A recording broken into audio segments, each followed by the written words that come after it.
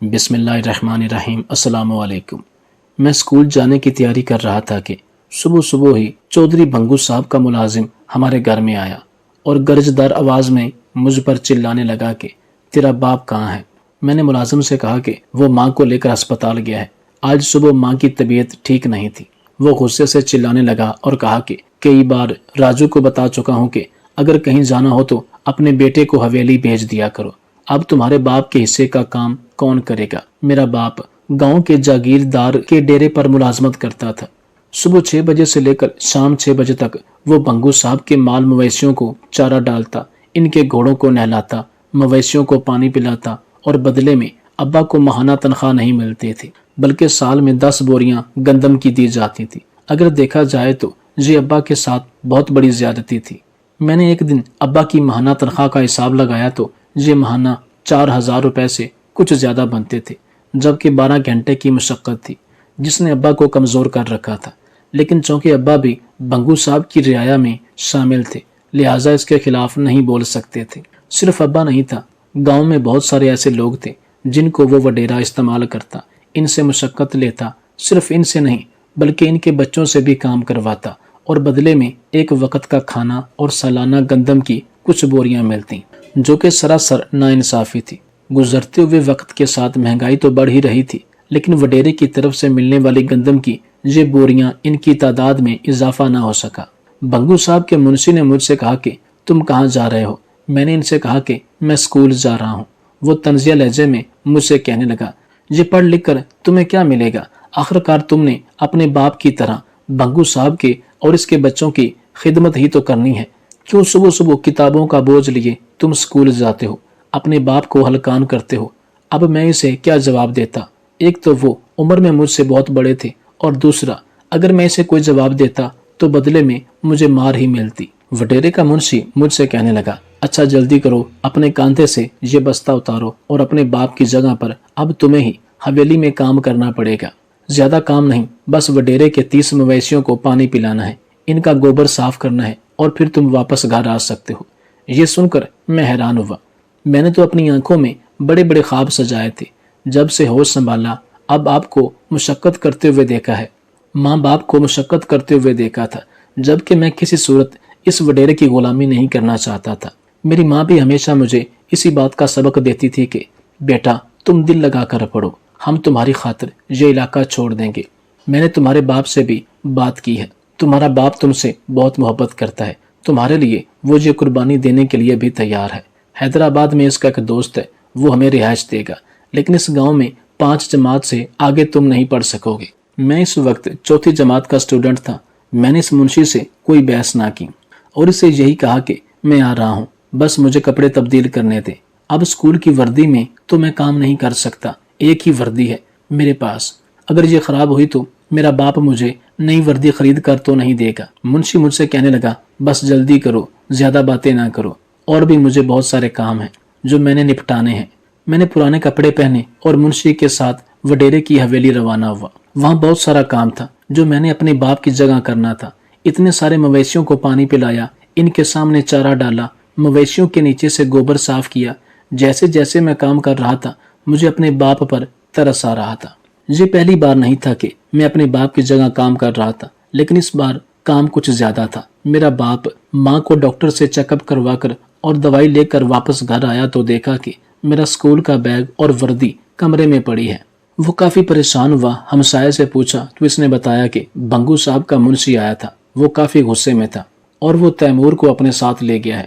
ابا جلدی سے حویلی روانہ ہوئے، دیکھا کہ میں مویشیوں کے درمیان کھڑا ہوں، پسینے سے شرابور ہوں، تپتی دھوپ میں میں کام کر رہا تھا، جبکہ میرے باپ نے مجھے جیسے ہی دیکھا تو جلدی سے پانی والا پائپ مجھ سے لیا اور کہا کہ بیٹا تم گھر جاؤ، میں آج منشی سے بات کروں گا، یہ کوئی عمر ہے تمہاری کام کرنے کی، تم صرف اپنی پڑھائی پر توجہ دو، تمہارا باپ ابھی زندہ ہے، اپنے جیتے جی تو میں تمہیں ایسے کام نہیں کرنے دوں گا، جاؤ، تمہاری ماں تمہارا انتظار کر رہی ہے۔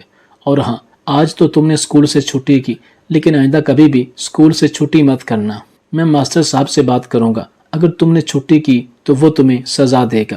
آج پہلی بار زیادہ کام کرنے کی وجہ سے میرے ہاتھوں پر چھالے تھے۔ میرے باپ نے میرے ہاتھوں کا بوسہ لیا اور کہا، گھر جاؤ، تمہاری ماں تمہارا انتظار کر رہی ہے۔ ابا نے منشی جاوید سے کہا کہ جو بھی ہو آئندہ تم میرے بیٹے کو یہاں حویلی مت لاؤ گی، میں اسے اس ماحول سے دور رکھنا چاہتا ہوں۔ میں وڈیرے کا ملازم ہوں لیکن میرا بیٹا تو نہیں، یہ عمر پڑھنے کی ہے، کھیلنے کی ہے، نہ کہ مشقت کرنے کی۔ منشی جاوید نے ابا کو گریبان سے پکڑا اور کہا کہ میرے ساتھ زبان چلاتے ہو، آج تو میں بنگو صاحب کو تمہاری شکایت ضرور لگاؤں گا۔ تمہاری زبان کافی تیز چل رہی ہے، میں تمہارے دادا سے واقف ہوں، وہ اس حویلی میں کام کرتے تھے، تم سے زیادہ مشقت کرتے تھے۔ تمہارا باپ بھی ساری زندگی وڈیرے کا غلام رہا اور تم نے بھی تو اپنی آدھی سے زیادہ زندگی یہاں حویلی میں گزاری ہے۔ تم سوچ بھی کیسے سکتے ہو کہ تمہارا بیٹا یہاں کام نہیں کرے گا؟ تم لوگ نسل در نسل غلام ہو، مٹی کے برتن بنانا اور بنگو صاحب کی خدمت کے علاوہ تمہیں کیا کام آتا ہے؟ منشی کے منہ میں جو آیا اس نے ابا سے کہہ دیا اور ابا چپ چاپ اس کی باتیں سنتے رہے۔ میں گھر آیا تو میری ماں نے مجھے گلے سے لگایا، اسے بہت تیز بخار تھا۔ میں نے ماں سے کہا ماں آپ کو تو تیز بخار ہے۔ ماں نے مسکراتے ہوئے کہا کوئی بات نہیں، اب میں نے تمہیں دیکھ لیا، میں ٹھیک ہو جاؤں گی، تم میری اتنی زیادہ پرواہ مت کیا کرو، مجھے کچھ نہیں ہوگا، بس اپنی پڑھائی پر توجہ دو۔ ماسٹر صاحب تمہاری بہت تعریف کر رہے تھے، بس وہ تمہارے باپ سے یہی کہہ رہے تھے کہ تیمور کو چھٹی مت کرنے دینا، کوشش کریں کہ وہ ساری کلاسز اٹینڈ کرے۔ میں نے اپنی ماں سے کہا کہ ماں میں اپنی طرف سے پوری کوشش کر رہا ہوں، آج بھی تیار ہو کر میں اسکول جا رہا تھا، لیکن پھر منشی ہمارے گھر آیا اور اس نے مجھے ابا کی جگہ کام کرنے پر مجبور کیا۔ میں اپنے ہاتھ ماں سے چھپانا چاہتا تھا لیکن اس کے باوجود وہ میری ماں تھی، مجھے سمجھتی تھی۔ مجھ سے کہنے لگی تیمور تم نے اپنی مٹھی کیوں بند کی ہے، ذرا اپنے ہاتھ تو کھولو۔ میں نے جیسے ہی اپنے ہاتھ کھولے تو میری ماں کی آنکھوں میں آنسو جاری ہو گئے۔ وہ کہنے لگی خدا بیڑا غرق کرے اس منشی کا، آئندہ میں اپنے لال کو کبھی بھی حویلی نہیں جانے دوں گی۔ کتنے نازک ہاتھ ہے میرے بیٹے کے، کبھی زندگی میں اتنا سخت کام نہیں کیا۔ 5ویں کا رزلٹ آیا تو میں نے بہت اچھے نمبر حاصل کیے۔ ماسٹر عنایت نے میرے باپ کو مبارکباد پیش کی اور میرے باپ کو مشورہ دیا کہ ٹائم ضائع مت کرو اور اپنے بیٹے کا شہر میں جا کر اسکول میں ایڈمیشن کرواؤ۔ تمہارا بیٹا ہونہار ہے، والدین کی عزت کرنے والا اور اپنے استادوں کا احترام کرنے والا ہے۔ ابا جان نے میرا ایڈمیشن لاڑکانہ کے گورنمنٹ ہائی اسکول میں کروایا۔ یہ نیا ماحول تھا اور میرے لیے نئے چیلنجز تھے جن کا میں نے سامنا کرنا تھا۔ اپنے گاؤں کا تو میں لائق ترین اسٹوڈنٹ تھا، لیکن یہاں شہر میں کئی ایسے طالب علم تھے جو مجھ سے بھی زیادہ ذہین تھے۔ اب میں نے پہلے سے بھی زیادہ محنت شروع کی۔ میرے استاد صاحب نے شروع ہی سے مجھے گائیڈ کیا تھا کہ بیٹا مقابلہ کرنا اچھی بات ہے لیکن زندگی میں کبھی کسی سے حسد مت کرنا، کیونکہ حسد انسان کو نقصان پہنچاتا ہے، اس کی صلاحیت کو ختم کر دیتا ہے۔ میں تو کسی کے ساتھ مقابلہ بھی نہیں کر رہا تھا، بس میں محنت کر رہا تھا، اپنے والدین اپنے علاقے کا نام روشن کرنا چاہتا تھا، اور میری خوش نصیبی تھی کہ یہاں بھی مجھے اچھے استاد ملے جنہوں نے مجھے گائیڈ کیا، مجھے بہت سپورٹ کیا۔ ہمارے گاؤں کا وڈیرا مبارک بنگو صاحب تعلیم کے بہت خلاف تھے، ویسے تو وہ اپنی تقاریروں میں ہمیشہ یہی کہتے کہ میں اپنے گاؤں کے اس سکول کو اپ گریڈ کروانا چاہتا ہوں، لڑکوں کے علاوہ میں لڑکیوں کی تعلیم کے بارے میں بہت سنجیدہ ہوں، لیکن یہ ساری تقاریر حقیقت پر مبنی نہیں تھی۔ حقیقت تو یہ تھی کہ وہ کسی صورت نہیں چاہتا تھا کہ غریب کا بیٹا پڑھ لکھ جائے۔ وہ اچھی طرح جانتا تھا کہ اگر غریب کا بیٹا پڑھ گیا تو اس کے سامنے کون جھکے گا، اس کی ملازمت کون کرے گا۔ وہ ایم پی اے کی سیٹ پر الیکشن لڑنا چاہتا تھا، اس لیے لوگوں کو بے وقوف بنانے کے لیے ایسی تقاریر کرتا تھا، لیکن کچھ ایسے باشعور لوگ ضرور تھے جو اس کی حقیقت کو سمجھتے تھے۔ سب سے بڑا ثبوت یہی ہے کہ جب ابا نے میرا ایڈمیشن لاڑکانہ کے ہائی اسکول میں کروایا تو اس نے ابا کو اپنی بیٹھک پر بلایا تھا اور پھر اس سے کہنے لگا راجو اور سناؤ۔ ابا نے اسے کہا کہ سائیں بس آپ لوگوں کے سائے تلے زندہ ہیں۔ میرا باپ جان بوجھ کر اس وڈیرے کی خوشامد کرتا تھا تاکہ کبھی بھی وہ میری تعلیم میں رکاوٹ نہ بنے۔ وڈیرے نے ابا سے کہا کہ سنا ہے تم نے اپنے بیٹے کا ہائی اسکول میں ایڈمیشن کروایا ہے؟ ابا نے کہا جی سائیں، آپ کی دعاؤں سے میں نے اپنے بیٹے کا ایڈمیشن کروایا ہے۔ ماسٹر صاحب نے بھی مجھے یہی مشورہ دیا کہ تیمور کی تعلیم پر خصوصی توجہ دو۔ اب میں ایک غریب کمہار ہوں جو 2 وقت کی روٹی کے لیے دن رات مشقت کرتا ہوں، نہ میں اپنے بیٹے کو کسی اکیڈمی میں پڑھا سکتا ہوں اور نہ ہی اس کی ٹیوشن کی فیس ادا کر سکتا ہوں، بس ایک سرکاری اسکول میں داخل کروایا ہے۔ بچہ محنت کر رہا ہے، باقی اللہ مالک ہے۔ وڈیرے نے میرے باپ سے کہا کہ راجو تو سیانا ہے، میری بات غور سے سن اور سمجھنے کی کوشش کر۔ بیٹے کو اپنے ساتھ کبھی کبھی حویلی لے آیا کر، اسے کام پر لگا इसे सिखा के कैसे काम करना है। इस मुल्क के हालात से तू अच्छी तरह वाकिफ है। यहाँ नौकरी हासिल करना इतना आसान नहीं, बल्कि अब तो सरकार ने आहिस्ता आहिस्ता तमाम नौकरियों को ख़त्म कर रही है। सब इदारे प्राइवेट हो रहे हैं। तेरा बेटा पढ़कर भी तो यही काम करेगा। ज़रा मेरी बात पर गौर कर। इस गांव का कौन सा ऐसा नौजवान है जो पढ़ लिख कर बड़ा आदमी बना हो? मैं तो तुम्हें यही मशवरा दूंगा, बेटे की तालीम के लिए जो पैसा तू लगा रहा है, ये पैसा अपनी बेटी की शादी के लिए जमा कर। कल को तुम्हारी बेटी बड़ी होगी, इसको घर से तूने रुखसत करना है। तू मेरी बात समझ रहा है ना? मेरे बाप ने कहा, जी साईं, मैं आपकी सारी बात समझ रहा हूँ। मास्टर साहब कहता है कि तालीम हर बच्चे का बुनियादी हक है। मैं तो इसे इसलिए तालीम दिलवा रहा हूँ कि वो अच्छा आदमी बने। बाकी रिज़्क देने वाला अल्लाह ताला ही है। नासिर साहब का सुनते ही बंगू साहब के चेहरे पर जलाल आया और फिर कहने लगा कि इस मास्टर साहब का भी इलाज करना पड़ेगा। क्या इसने हमारे इस गांव का ठेका उठा रखा है?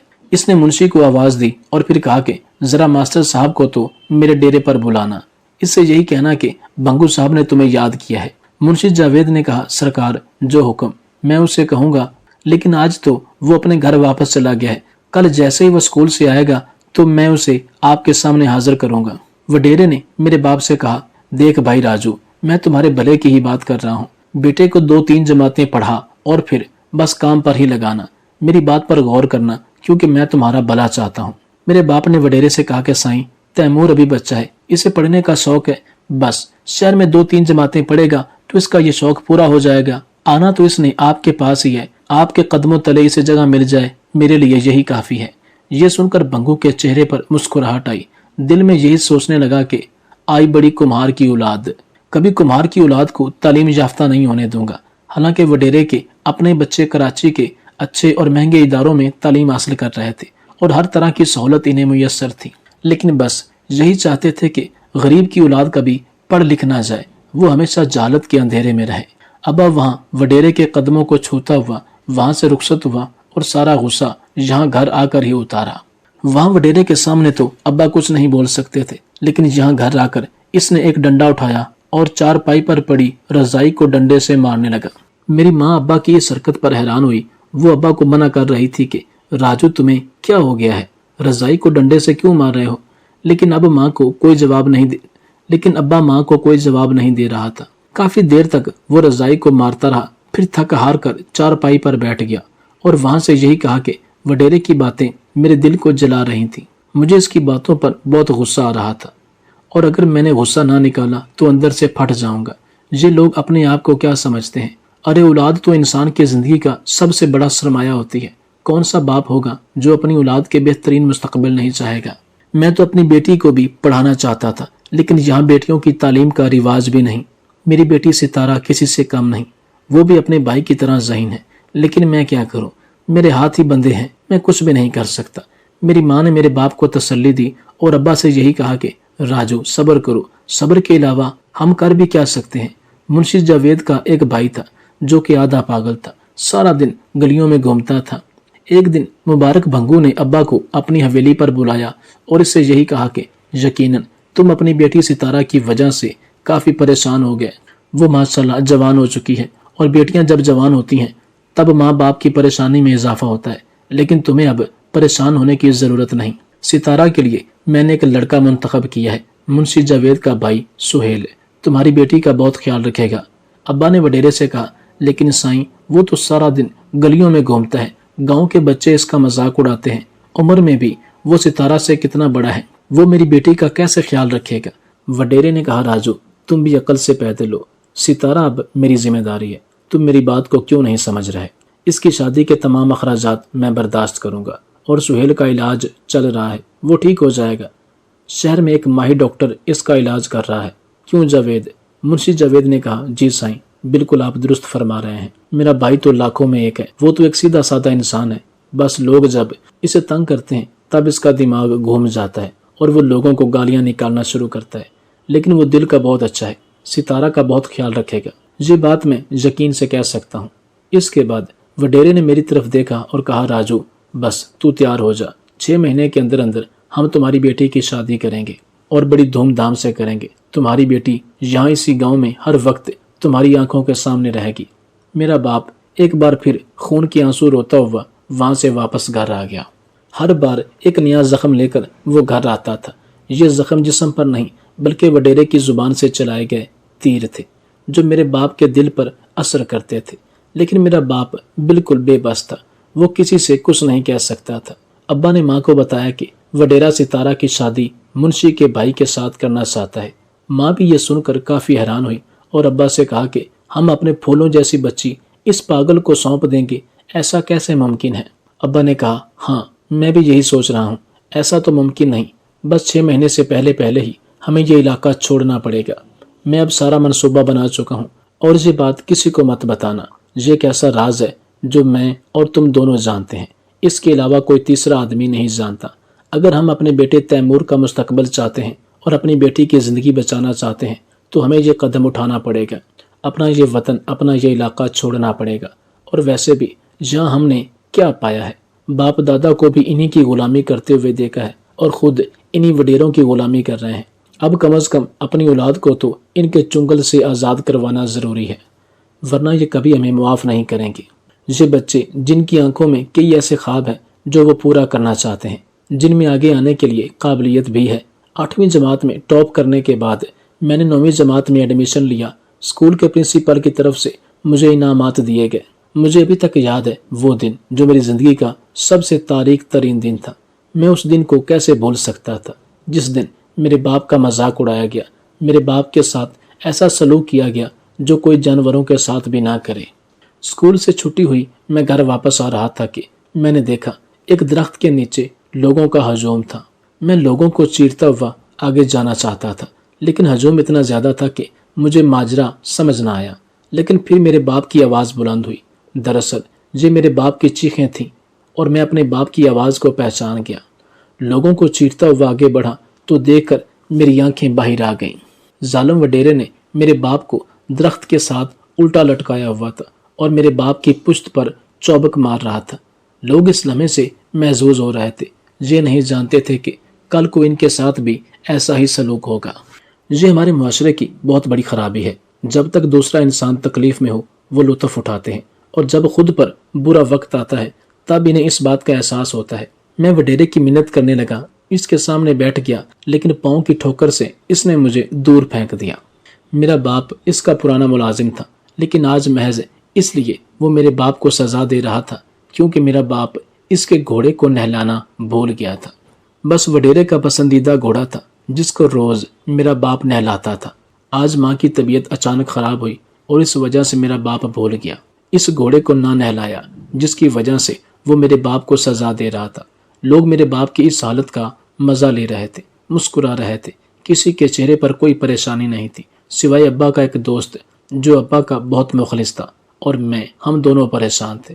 اب میں اتنا بھی بے غیرت نہیں تھا کہ اپنے باپ کو اس حالت میں دیکھ سکوں۔ میں جانتا تھا میں اتنا زیادہ طاقتور نہیں کہ وڈیرے کا مقابلہ کر سکوں، لیکن جو ذلت اس نے میرے باپ کو دی میں بھی اسے ذلت دینا چاہتا تھا۔ لوگ موبائل سے میرے باپ کی ویڈیو بنا رہے تھے۔ میں نے زمین سے مٹی اٹھائی، وہ مٹی چودھری مبارک بھنگو کے چہرے پر ڈالی اور پھر اس کے بال نوچے، اسے تھپڑ مارتا ہوا لوگوں کے ہجوم کو چیرتا ہوا وہاں سے بھاگ کھڑا ہوا، جبکہ بھنگو کے خاص ملازم اور باڈی گارڈ میرے پیچھے مجھے پکڑنے کے لیے بھاگ رہے تھے۔ میں مسلسل بھاگ رہا تھا، میں نہیں جانتا تھا کہ میں کہاں جاؤں گا۔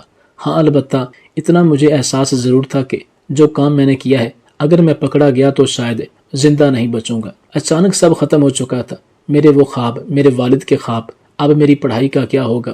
کیا میں دوبارہ اسکول میں پڑھ سکوں گا یا نہیں؟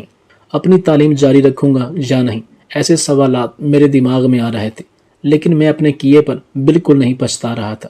میں نے جو کیا تھا بالکل ٹھیک کیا تھا۔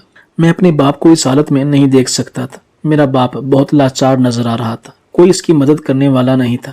میں تو یہ بھی نہیں جانتا تھا کہ میرے اس عمل کے بعد میرے باپ کے ساتھ کیا سلوک ہوگا۔ میں نے اپنے آپ کو درختوں کے ایک جھنڈ میں چھپا لیا کیونکہ میں مزید نہیں بھاگ سکتا تھا۔ اگر بھاگتا رہتا تو پکڑا جاتا۔ میرا دل بڑے زور زور سے دھڑک رہا تھا، کسی کے قدموں کی آواز مجھے سنائی دے رہی تھی۔ وڈیرے کا ایک ملازم کہہ رہا تھا کہ اچھی طرح تلاش کرو، اگر وہ درختوں کے اس جھنڈ میں آ جاتے تو شاید میں فوراً پکڑا جاتا، لیکن شاید میری زندگی کے ابھی دن باقی تھے کہ وہ میرے پاس سے ہی گزرے، لیکن مجھ پر نظر نہ پڑی۔ وہ وہاں سے آگے چلے گئے لیکن میں وہاں سے باہر نہ آیا۔ اب دن کی روشنی میں وہاں سے باہر نہیں آ سکتا تھا۔ میرا یہی ارادہ تھا کہ شام کے بعد ہی یہاں سے اب باہر آؤں گا۔ میری اس حرکت کے بعد وڈیرا غصے میں پاگل ہو چکا تھا۔ وہ میرے باپ پر تشدد کر رہا تھا۔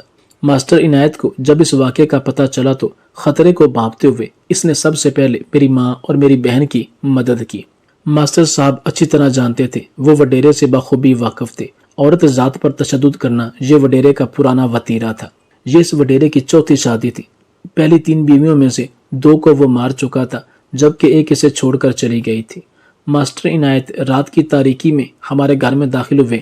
میری ماں سے کہا کہ بہن جلدی سے تیاری کریں، وڈیرے کے آدمی تیمور کو کتوں کی طرح تلاش کر رہے ہیں۔ اگر وہ نہ ملا تو وہ ستارہ اور آپ کو گرفتار کروا سکتے ہیں۔